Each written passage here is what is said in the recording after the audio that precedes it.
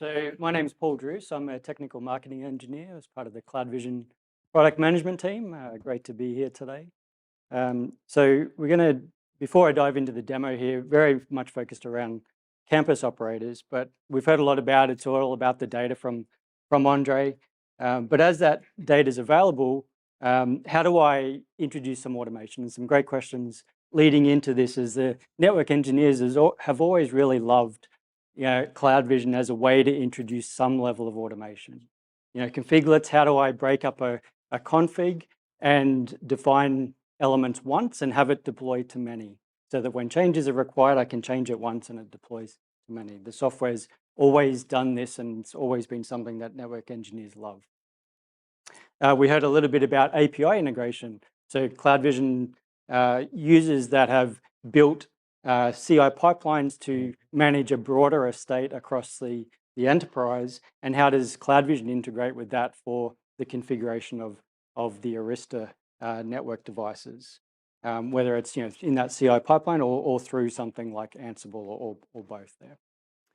But also to some earlier questions about how do enterprise users really go about using CloudVision for automation, as well as seeing specific telemetry views as in a product that achieves kind of this breadth of capabilities that we can see here, and that's what I want to focus on in the demo today.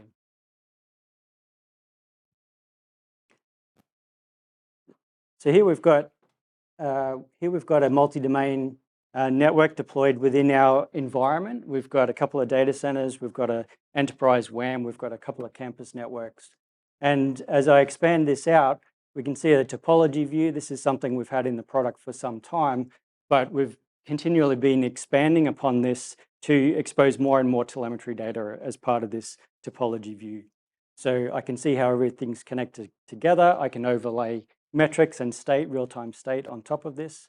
But one of the things that we've introduced recently is how do I now look at that at more of a global view, or even just within a country? How is my organization distributed across the country or the region from a geographic point of view, and mapping the devices across this environment? Now, in doing so, I continue to have access to the real-time streaming state. So as an example, I get kind of a view of the active events going on. It could be something a little bit more real-time, where I've got traffic throughput, or even something as simple as speed. Right. So the idea is that all the metrics that are available within CloudVision, we can overlay on top of this topology view. Now, extending upon this a little bit, we mentioned flow data that's coming in. We get visualizations we get all the flow data that's coming in, and then we're able to visualize that across different parts of the network. And Praful will talk a little bit more about flow visibility.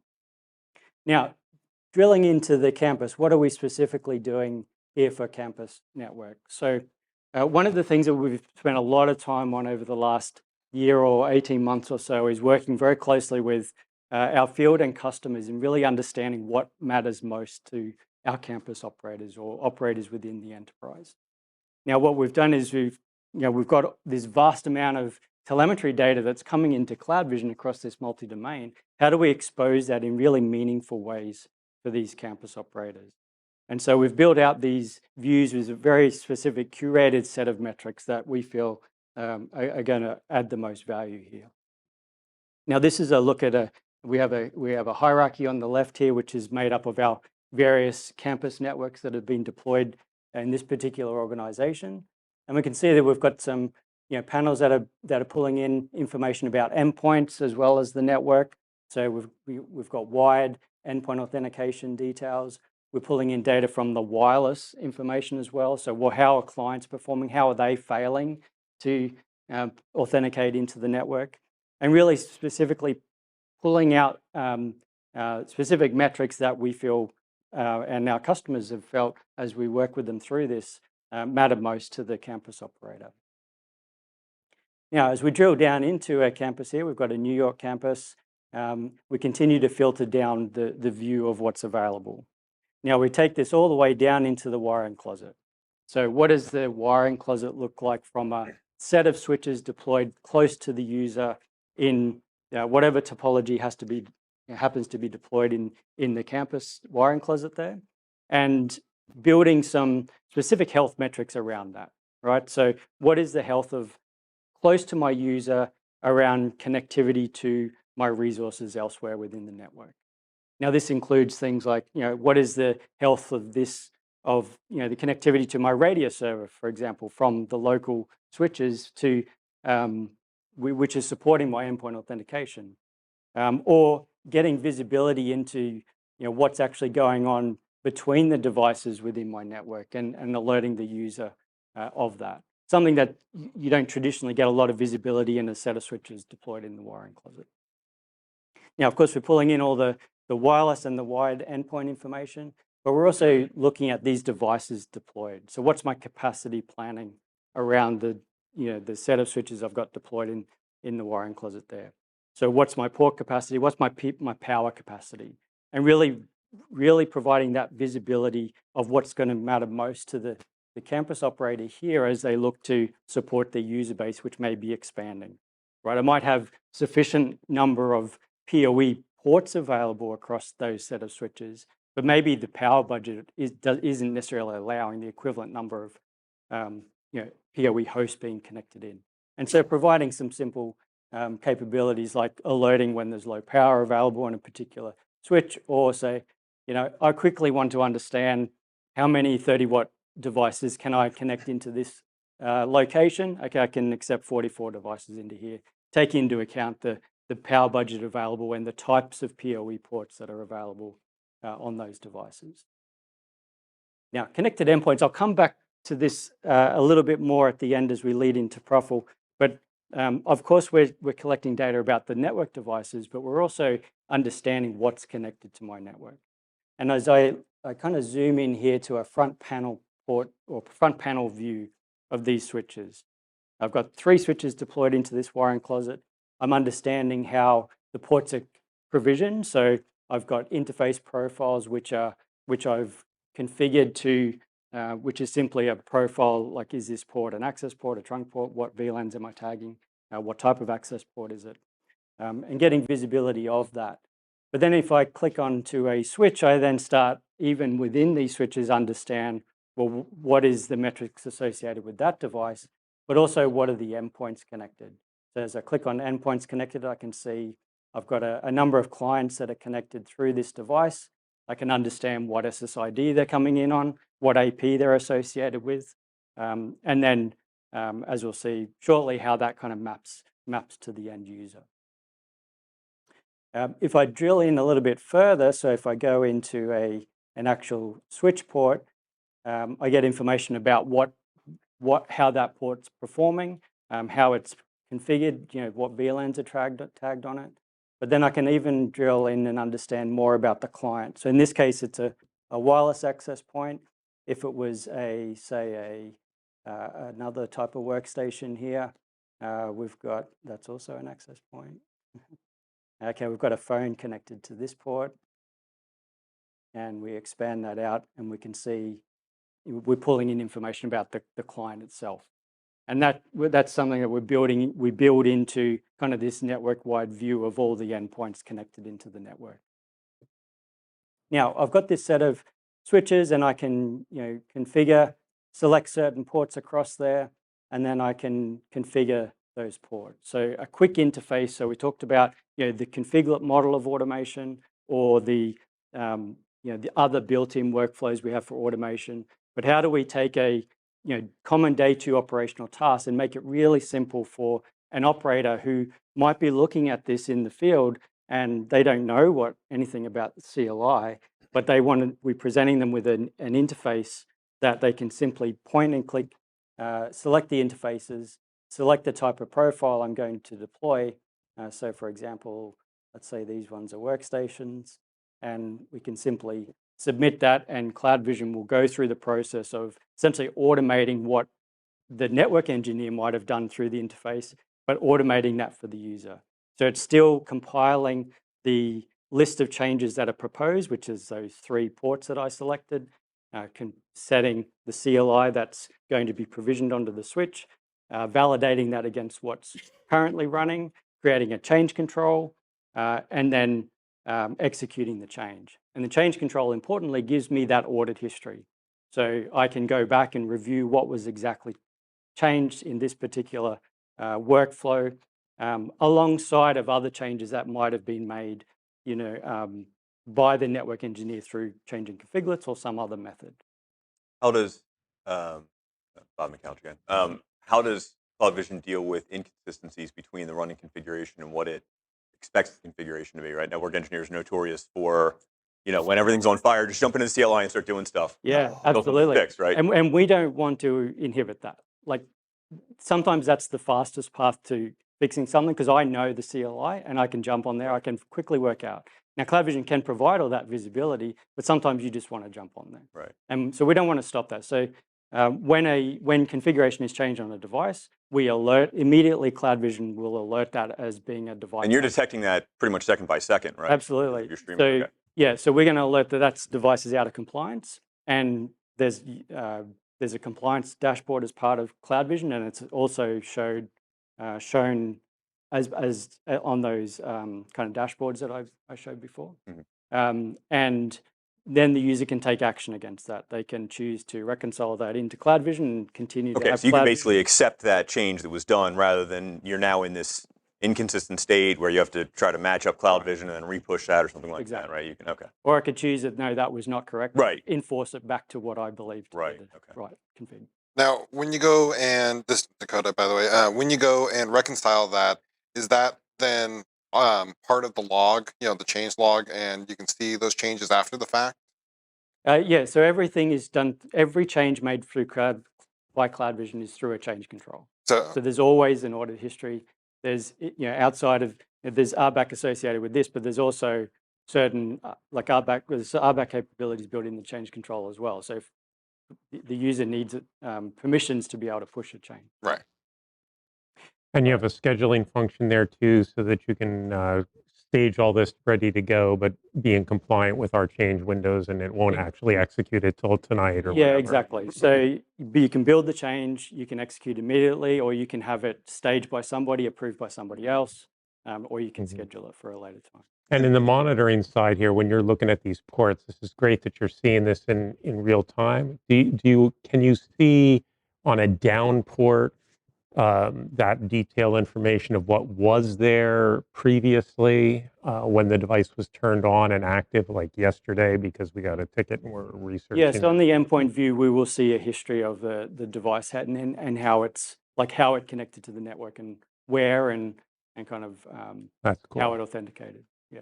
Now, in the case that you're reconciling a change that's been made manually, let's say that turned out to be a fix that you now have to replicate across the network for some reason, right? It was a configuration error that just manifested on one port. Somebody discovered it. Oh, we have to change that on every uplink, or we need to, whatever, there was security response or something like that. Yeah. How easily could you now take that change that was made manually and say, okay, now we need to package that up into a change that's going to roll out across the environment? Yes, and that's where the kind of the powers of the fundamentals of configurates come in, right? So if that's the approach you've taken to your automation, then you can look at what does that change encompass, and where can I define that in my config hierarchy. And maybe I'm defining it once that can push to many. Okay. So it kind of depends on you can kind of work backwards and say, here was a change that was made. Now we're going to generate a configurate from that. Yeah, it might be an entirely new configurate that maybe there's a certain hardening that's required. Mm-hmm. Maybe it's a prefix list that was changed. Right. Whatever it happens to be. Yeah. There's different ways to approach that. The most common way or simplest way is to define it in a configurate and have it push to many. Yeah. All right. Now, quickly moving on here. So this is my wiring closet, and let's say I want to add a new device, right? So something that is, an expansion use case here. So this is a new device that I've got in ZTP mode. So it's registered with CloudVision. It's ready to be deployed onto the network here. So we get a simple point-and-click workflow. This is another campus-specific workflow that we've built to make this operation simple. So we understand that the device is connected in. We can see. So you can't often see remotely how things are connected. So in building all this, we've really put a lot of focus on exposing, what physical connectivity looks like, but also suggesting things that we believe you might want to configure this device as. And so if I select that device and I can continue, I'm deploying it into this access pod or this wiring closet. So I've already got software defined. We're suggesting the kind of prefix host name here, but I can give it any host name that I like. And essentially that's just adding it to these list of 4 devices. Its role is a member leaf, which means it's sitting below kind of the first 2 switches in the wiring closet. We're doing in-band management in this case. I could define additional parameters here, but otherwise if I go continue, and then this workflow will allow me to completely build the configuration required for connecting this device to the network. So if obviously I'm connecting a device to upstream devices, they need to be configured. The device itself needs to be pulled out of zero-touch provisioning mode and configured. Maybe there's new software to apply. And so this workflow is essentially automating that workflow for the user.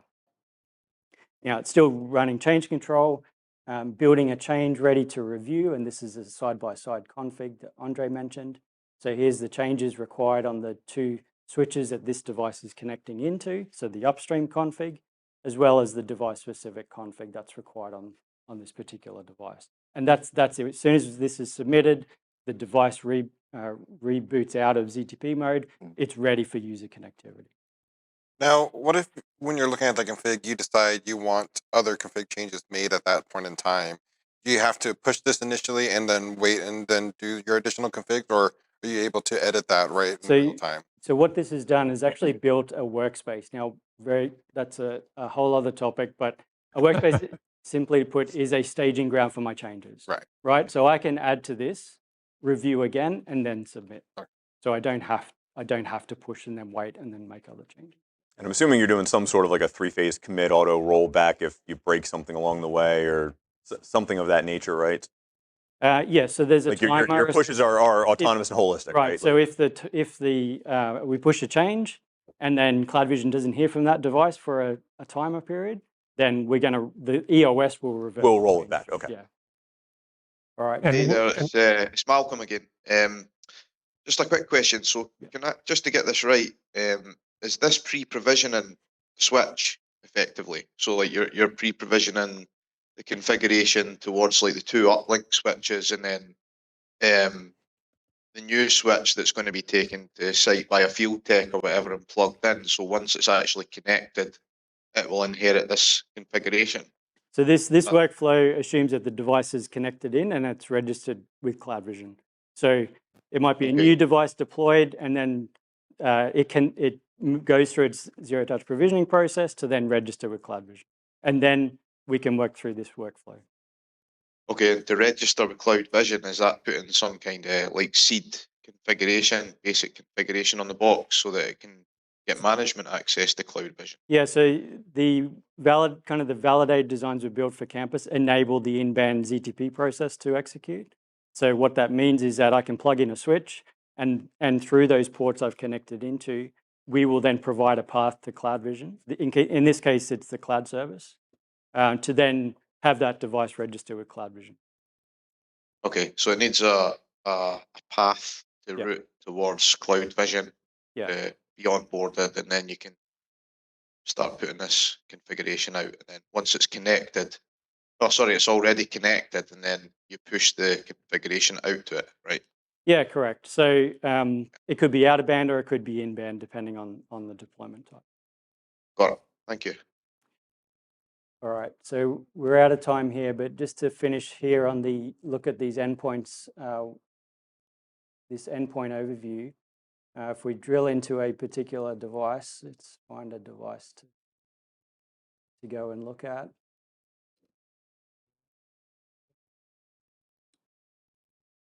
So we've got a device that's connected into the network, and this is an example of showing the user, like drilling down and finding a device, or I might have searched for this based on the user and understanding how it's connected into the network. So I can see I've got this device TME 201. It's connected to this access point, which is connected to this switch, and then pulling in information about the radio on the device, the throughput, And then also providing, this is the connection history I was talking about, where we can understand how a device and when a device connected to the network, how they authenticated, and pulling in information here about the wireless clients as well as the wired.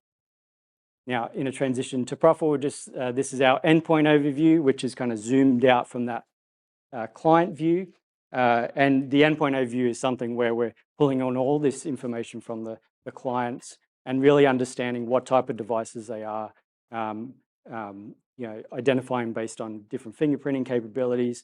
And then this then provides that visibility into other systems, such as vCenter, which is what Profile's going to talk about now.